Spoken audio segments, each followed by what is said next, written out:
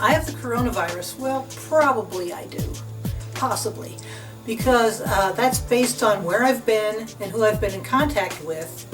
And yes, I have been in contact by phone with the local health officials. And no, I have not been tested. I will explain why. And I'll mention what my symptoms are. And mostly I want to talk about how you can build up your immunity. Now, I was in San Diego from March 3rd through 11th, 2020, and I was at an international hostel where I was staying for 7 days, and people were coming in by plane from many different countries, primarily Europe and South America, and also from different states in the United States and also Canada. So, and we were eating in the same kitchen and eating off the same tables and sharing bathrooms and all that stuff. And although try to be careful, here we are. Why I have not been tested is because I tried to get tested, but the health people have only a limited supply here, and they're saving that for people who are health practitioners, and also people who live in communal environments such as assisted living facilities or nursing homes or whatever. And because I live alone and I can isolate myself, yes, I've been staying out of people's way. Yes, I've been staying out of stores. And my voice just started getting hoarse. Right now it's March 19th, and about a week ago I started getting a sore throat.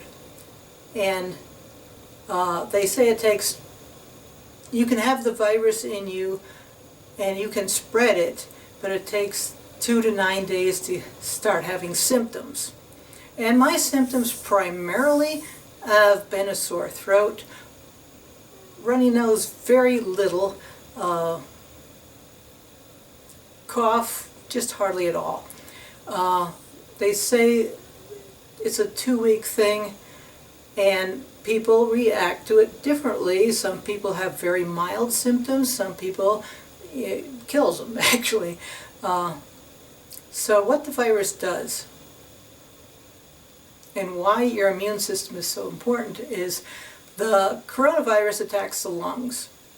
When a virus gets in your system, it has what is analogous to a key that unlocks certain cells, and once it's in the cell, it inserts its RNA, and the cell's reproductive system replicates the RNA of that virus, and it kills the cell, and all these more viruses go out to invade more cells. And in the case of the coronavirus, also the same as SARS, it attacks the lung cells and also the intestinal cells, but the biggest problem is with the lung cells. So you have cell after cell after cell dying, and all these viruses multiplying, which is why you don't want to take a pain medicine or cold medicine, because that would just mask the symptoms, so it would not give your immune system the knowledge that it's being invaded. It's like you've got the soldiers there in the barracks and they're not even gearing up for war yet because they don't know there's a war on. So you don't want to be taking the cold medicines, but you do want to be boosting your immunity. Now, what does your immune system do? Your immune system is primarily made up of things called macrophages, which are in the cells, and those can go in and out of different tissues and gobble up things that don't belong there. They can gobble up viruses, they can gobble up dead cells. The other important part of your immune system is your white blood cells, of which there are several types. And you want to keep your immune system healthy nutritionally. And what these white blood cells do is they surround or carry out or gobble up anything that doesn't belong there, including viruses, and again, including dead cells and anything else that's foreign and shouldn't be there. And you want to keep them healthy and supported. Now, your white blood cells are made in your bone marrow, and you want to keep your bone marrow healthy too, because once your body senses that your immune system is really under attack, that your bone marrow produces many more white blood cells to get on the defense too. So you want to keep your bone marrow healthy too, and I'll explain that. It's essential to have vitamin D. Now, if you're my age and you took biology in high school, they told you too much vitamin D is toxic. Well, most D, there's D1, D2, and D3. Nowadays, most of the vitamin D you get is D3, which is the same as your skin makes when it's out in the sunlight. And in our country, and especially in the northern states, you're not out in the sunlight. People are out skiing. They say, I got my vitamin D. No, you didn't. You don't get it through clothes, you don't get it through sunscreen, you don't get it through glass. So most people are deficient. You don't get much from food at all, except salmon does have the most vitamin D in it of all the foods. But it's essential. People who are further away from the equator have more disease problem, more frequency of the flu, more frequency of things like multiple sclerosis and autoimmune diseases. So vitamin D, very important. How much? You need at least 8,000 to 10,000 international units a day. And you might think that's a lot, but according to the Mayo Clinic, a person could take 50,000 international units every day for 3 months and not have any problems. In fact, your body out in the sunlight, if you had a bare back and bare legs, could make 50,000 international units in 20 minutes before it stops making any more vitamin D. So, very important to get your vitamin D. Vitamin C. They say when your immune system is, when you're fighting it, you want probably about 3,000 international units a day spread out throughout the day, not all at once. That's too much to take probably just every day when you're feeling good and healthy, probably up to 1,000 every day, but when you're being compromised, up to 3,000 international units. You need zinc, 50 to 100 milligrams a day, but in order for the zinc to work, you need quercetin. And quercetin is a subgroup of flavonoids, which is found in things like broccoli, Brussels sprouts, beans, apples, onions, and you can look that up. And you also need flavonoids. What are flavonoids? Flavonoids are found in colorful fruits and vegetables. And very important to have those. You also want to avoid sugar and refined carbohydrates, because those will interfere with your immune system. Now, once your immune system gets going, your bone marrow is what produces more white blood cells.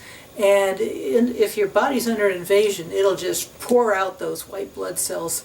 But in order to have a healthy bone marrow producing that, you need certain things. One of them is vitamin B6, recommended 100 milligrams.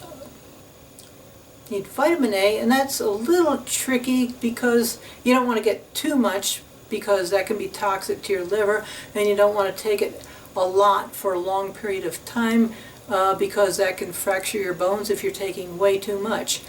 But maybe for a few days, 10,000 milligrams, but that's a lot. You don't want to keep that up. Your highest source of vitamin A is from liver and cod liver oil, which brings back bad childhood memories. And also some meats and eggs, but also beta-carotene from a lot of colorful fruits and vegetables. And the other one is vitamin E, and the best source of that is actually nuts and seeds, because the vitamin E that you commonly get in supplements may interfere with other vitamin E's. There's more than one vitamin E, and it might not be the best vitamin E. So nuts and seeds are the best. Another thing you can do is gargle with salt water, warm salt water. And I like to keep my body warm because it'll help me sweat out. Your lymph system eliminates through the kidneys and through sweat, and so I want to help it along by drinking fluids and sweating more. So that's a tip there for what it's worth. That's just something I believe in. Now, taking these things does not mean you're not going to get sick, but it will help probably reduce the severity of anything you get. It includes common colds, that includes the flu.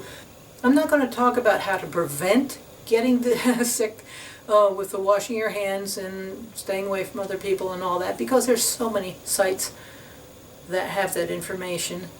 And any information you look up on the coronavirus, you want the latest information too, because that is always changing. And just so you know, I am not a doctor, but I do read a lot. And now I will talk about animals. SARS came from camels and it was transmitted to humans. The coronavirus, they believe, came from bats and possibly snakes, and they're still looking into other possibilities. But what is not known is, can humans transmit it to animals?